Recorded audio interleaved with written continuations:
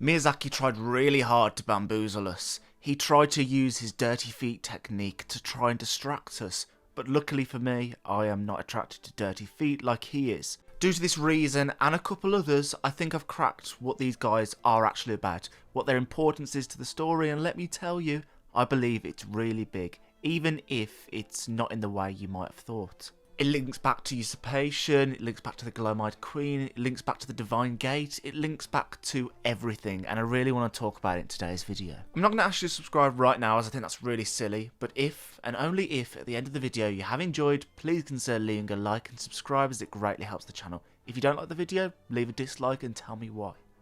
Without any further dilly-daddling, please sit back, relax, grab some succulent, juicy, tender and sensational prawns if you want, and enjoy as we delve into these creepy bastards.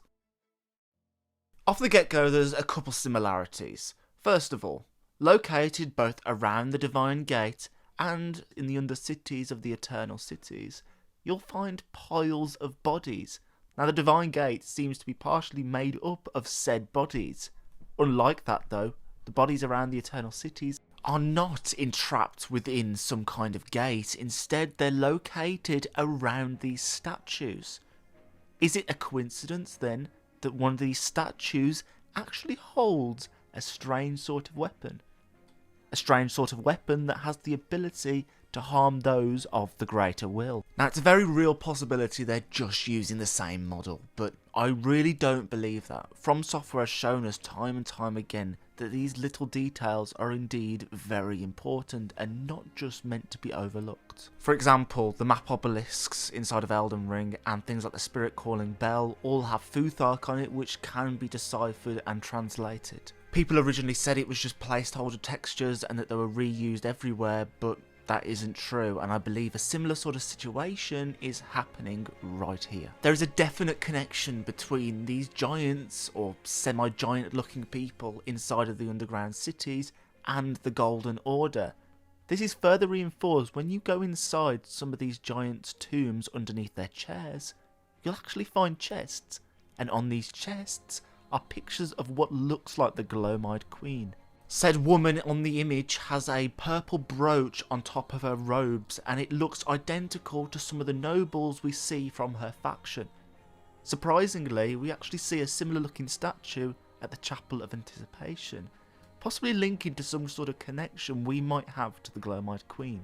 But that isn't the important part. The important part comes when you realise that there are two details which slot perfectly into this narrative. The first of which being the Noctron Eternal City inhabitants were banished underground for a crime against the greater will. The gloam-eyed queen was an emperyan chosen by the Two Fingers. Hindsight is 20/20 because looking back on it, it seems quite obvious there might have been a connection with these giants and the gloam-eyed queen, considering they are also wearing robes, although that could just be a design choice. Something that definitely is not a design choice is if you look on the back of these robes, you'll notice there's a strange symbol upside down. This symbol looks incredibly uncanny to the weapons used by the Inquisitors inside of the Lands of Shadow. Now, if this is actually the case and isn't just some strange coincidence, it brings up the question of when was the gloam-eyed queen born and what was her role in this story? When did she come and perhaps try to usurp the Golden Order? And I believe the answer is bones. Now you might be thinking, Gecko, what the fuck are you on? Have you been snorting too much cocaine again?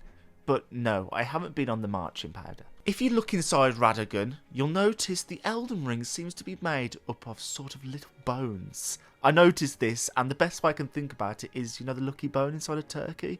I think, or is it chicken? That's what it looks like. Then when you take into consideration, you've got the weapon that Marika and Radhn's body turns into in the Elden Beast boss fight, the Sacred Relic Sword, which literally is their spine.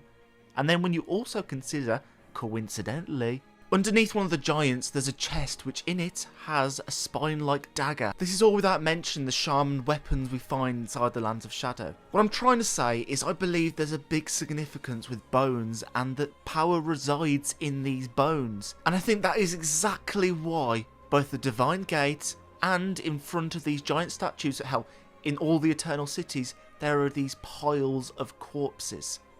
I believe these piles of corpses, the power inside their bones, help to fuel these divine gates. And oh, wait a minute. Weren't Nokron and the Eternal Cities trying to make their own Night Lord? Now, Lord isn't a god, but it's certainly someone like Radhn, who is the consort of Marika. And yet both Marika and Radhagon's body formed to make this sacred relic sword, which is a combination of their spines. Oh, and well, wait a second. Wasn't underneath one of these statues a dagger that's got a similar sort of pattern, only it's deformed? Add all this together and everything makes a hell of a lot more sense. The Nox used their powers of silver blood to create a child that could grow up to become the lord of the Gloam-eyed Queen's age. This child, though, was killed, or at least seems to have been killed on whatever sort of plane that gods can be.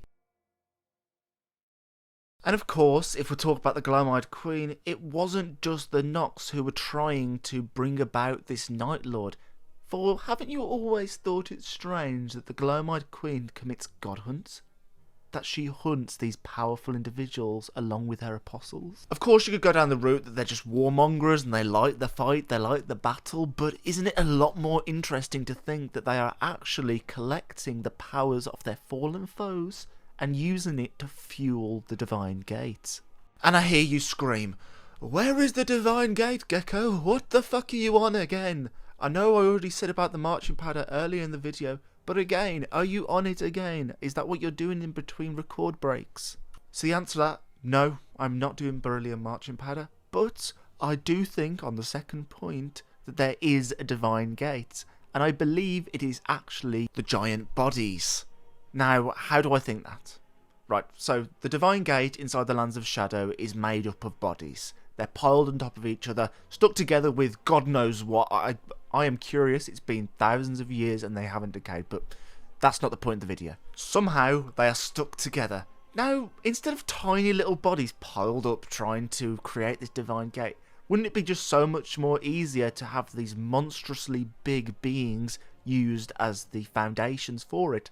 For there's no top bit to the Divine Gate, it's just two bits that go upwards. Also, instead of trying to lug around this Divine Gate, surely it would be just so much easier to have just a few beings that they can just move along to the right place at the right time to form this Divine Gate. To me, that sounds very logical. Regardless of the ifs, buts and whens, it eventually failed, and why no one took up the mantle again, and why no one tried to finish the job is beyond me, and I'm just as confused as you are. But I think maybe it's got something to do with Marika and the Golden Order wiping out the leadership. Don't you think it's a bit weird we don't see any high-ranking Noxes inside of the Eternal Cities, we just see the foot soldiers, and I think this is reinforced by the finger-slaying blade, the aforementioned spine-like dagger. It talks how this dagger is in fact proof of the high treason committed and the downfall of the Eternal Cities. I think this basically confirms that all the leadership was took out by the Golden Order, so they could not sort of build up their power again, leaving the people behind with no knowledge of how to actually construct the Divine Gate. Think of it like a regression, like England after the fall of Rome and the Romans, and the fact that we went back technologically hundreds of years because we just forgot. This also explains Melina. Now, it's most likely that Melina is the Gloam-eyed Queen. For example, in the Frenzy Flame ending, her seal is gone on her eye, and she has, and opens, a gloam eye. Inside the boss fight against Morgoth, when you summon Melina, she uses an incantation of the Golden Order where she spawns a minor Erdtree, which, by the way, in the DLC we can find, and it's said only Marika knew of this.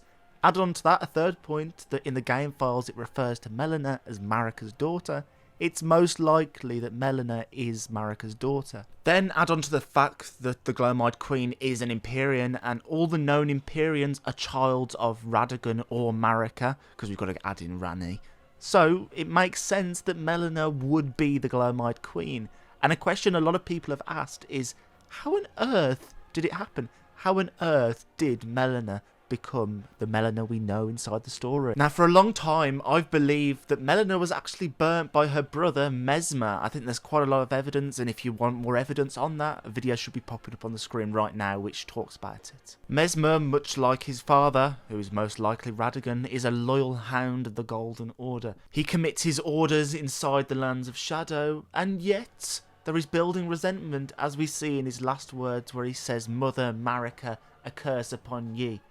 He seems to resent her, but where does that start from? I believe it starts with the burning of Melina. Now, we know Melina is burnt and bodiless somehow, but we are never told how she's burnt. We're never told how she died in a quote-unquote death manner. And I believe it happened in a usurpation. I believe that the Gloamite Queen and the Nox, who are seemingly descendants of the Newman, Marika's own people, they tried to usurp the Golden Order. The result being the death of the Gloamite Queen and the separation from her followers. For in the main game, the power of the Gloamite Queen is not sealed inside of Melina, but instead inside a great sword located in Radhn's divine tower, guided by one of the Gloamite Queen's very own followers. Then the fact that she's given a purpose by her mother, Marika, inside the Erdtree, but we're never told when. I believe this was punishment for her act of trying to usurp her throne as the god of the lands between. To me, this all makes a lot of sense, and I truly believe that these giants were used, or were going to be used, in the creation of a divine gate. I also believe, possibly, that maybe the reason they're so big, considering other Nox aren't, is due to the fact they've consumed so much power. Maybe they're just overflowing, and that led to growth. Along that line of topic, a similar sort of situation could have happened to Radhn. If you look at Ranni, she's tiny. There's no indication that Radhn should be so tall, and yet he is. Maybe holding back the stars and the gravity magic was allowing him to feed on energy, the energy of gravity. But that's another topic for another video. Now, as for why or how this baby Night Lord died, I truly believe that it was probably just infanticide by the Golden Order. But something really interesting about this little baby is the fact that in Elden Ring, Night Reign, we are told that it's the reign of the Night Lord, which is exactly, and I mean exactly, what the Nox were trying to create. I truly believe, considering you know this is a parallel universe, that this is an offshoot branch where the Nox were never defeated in this usurpation, and in fact led to their own age, that being the Age of the Night. Sadly everyone, that is the end of the video. If you did enjoy, please consider leaving a like and subscribe, as it greatly helps the channel and lets me know you're enjoying the style of content. Popping up on the screen right now should be some of our previous videos, which you can go and check out if you want. Anyway, not going to hold you any longer. Please don't you dare go hollow, friends, and may you find your worth in the waking world. Goodbye.